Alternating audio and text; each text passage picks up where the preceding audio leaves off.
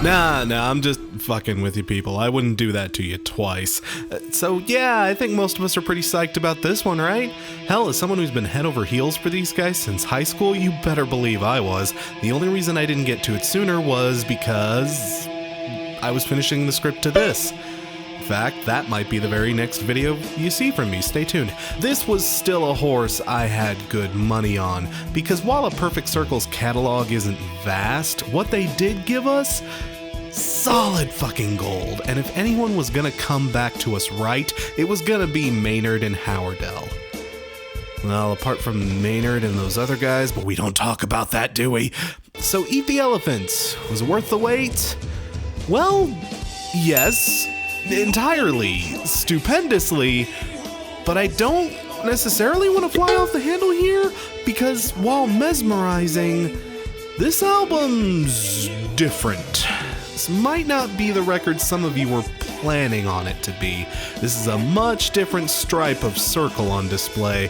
The album is a lofty, elegant, and absolutely gorgeously arranged and orchestrated affair, but it isn't quite as epic here. The opening title track is a splendid mix of overstated piano work, mellow, jazzy drums, and the most minimalistic of bass routines playing in the background. And that's about it, but it works. It's smooth and sinewy, and it sends a nice shiver up your spine, and that thread continues onto tracks like Disillusioned and Contrarian. Again, there's a much stronger emphasis on things like classical piano for these tracks, and Contrarian even leads out with what sounds like a harp. The use of more classical style instruments continues on tracks like The Doomed as well. The album isn't quite as concerned with all the guitars and the distortion and the like, but its use of strings, chimes, kettle drums, their unique sense of instrumentation here creates a very symphonic, yet also eerily soothing atmosphere to enjoy. Again, different, but still wholeheartedly pleasant. It's very symphonic, but even then, it's still not what I'd call bombast. Like, not at all, really. And look, those of you who got into this band off the backs of tracks like, say, Judith, Pet, or Outsider, look, I just gotta warn you up front, there isn't a track like that on this album.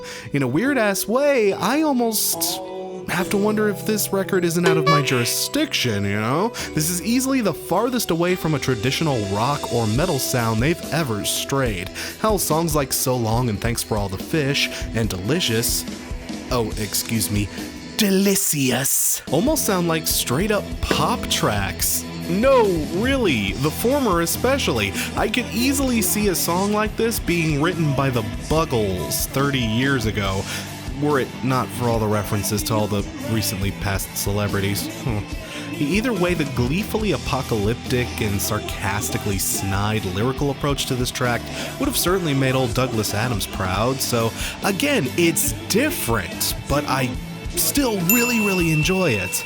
And while this may not be at all a traditional A Perfect Circle album, whatever that means, it still does sound unmistakably like an A Perfect Circle album. Just because Howardell is doing a lot of the heavy lifting behind the ivories doesn't mean he's totally shrugged off his guitar entirely.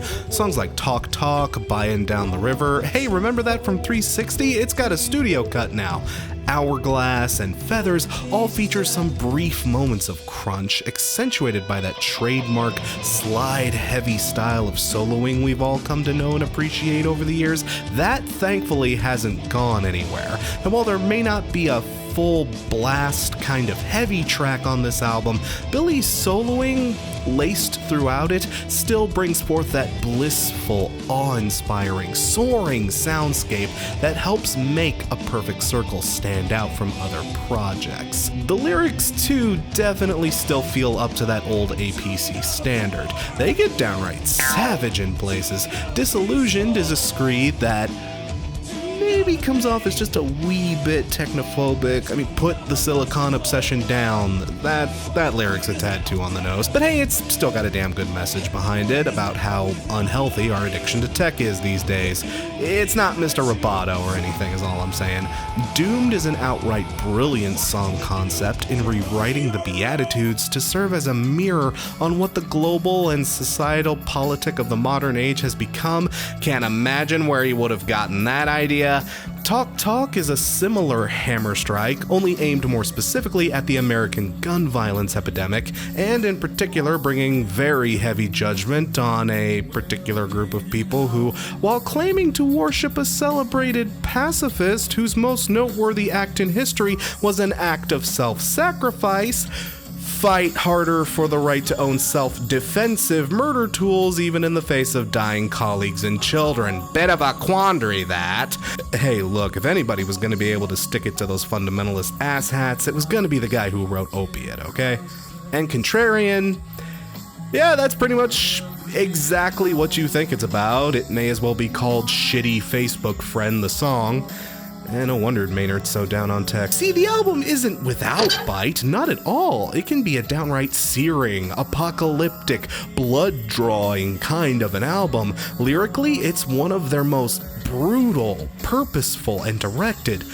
The music, though, not exactly a match for that attitude, at least not the match you would expect to hear out of this band. Again, if all you want out of APC is another Judith, there just isn't one here. But if you're a fan of the loftier, airier moments of this group's catalog, stuff like Orestes, The Noose, Gravity, Brenya, this album feels like those tracks supercharged and injected with this dark jazz, moody, classical kind of feel. I dug it, and I dug it specifically because it was so bold and different and new while still feeling like it meets the old standards of what you'd expect APC to sound like.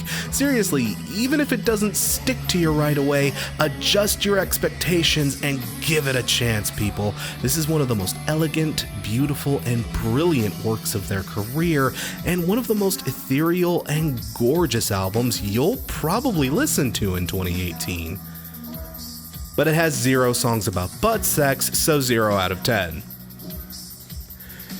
Eat the Elephant gets 5 silicon obsessions out of 5.